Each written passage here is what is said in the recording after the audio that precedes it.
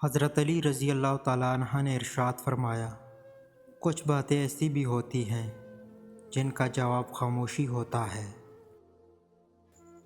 اگر دنیا فتح کرنا چاہتے ہو تو اپنے آواز میں نرم لہجہ پیدا کرو، اس کا اثر تلوار سے بھی زیادہ ہے۔ کسی کا دل مت دکھاؤ، ہو سکتا ہے وہ تمہیں ایسے چاہتا ہو جیسے مرنے والا زندگی۔ کسی پر بھروسہ کرو تو آخر حد تک کرو، آخر میں یا تو اچھا سبق ملے گا یا پھر اچھا دوست۔ دکھ میں کبھی پچھتاوے کے آنسو نہ بہاؤ، کیونکہ تم وہ خوش نصیب ہو جسے اللہ نے آزمائش کے قابل سمجھا۔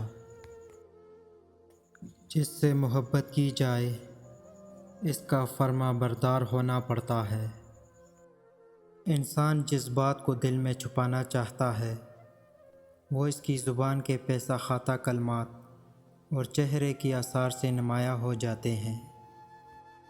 عقل مند کی زبان اس کے دل کے پیچھے رہتی ہے اور احمق کا دل اس کے زبان کے پیچھے رہتا ہے۔ صرف دو لوگ مقدر والے ہوتے ہیں، ایک وہ جنہیں وفادار دوست ملتا ہے اور دوسرا وہ جن کو رمضان میں ماں کا ساتھ ملتا ہے۔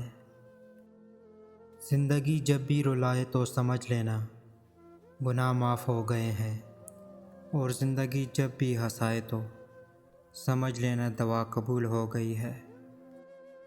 جب کوئی پلٹ آئے تو اس کا ہاتھ تھام لینا چاہیے، اس کی امید نہیں توڑنی چاہیے۔ اللہ بھی یہی کرتا ہے، بندے کو تھامنے اور بخشنے کے لیے رمضان کا مہینہ عطا کرتا ہے۔ جب تم کسی کو اکیلا دیکھو تو سمجھ جاؤ کہ وہ سچا انسان ہے، کیونکہ بھیڑ ہمیشہ منافق کے ساتھ ہوتی ہے۔ جو تمہاری خاموشی سے تمہاری تکلیف کا اندازہ نہ کر سکے، اس کے سامنے اظہار کرنا صرف لفظوں کو ضائع کرنا ہے۔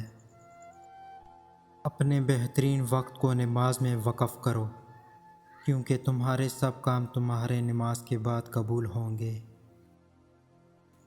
سب سے بڑا جاہل وہ ہے جو ایک پتھر سے 2 دفعہ ٹھوکر کھائے۔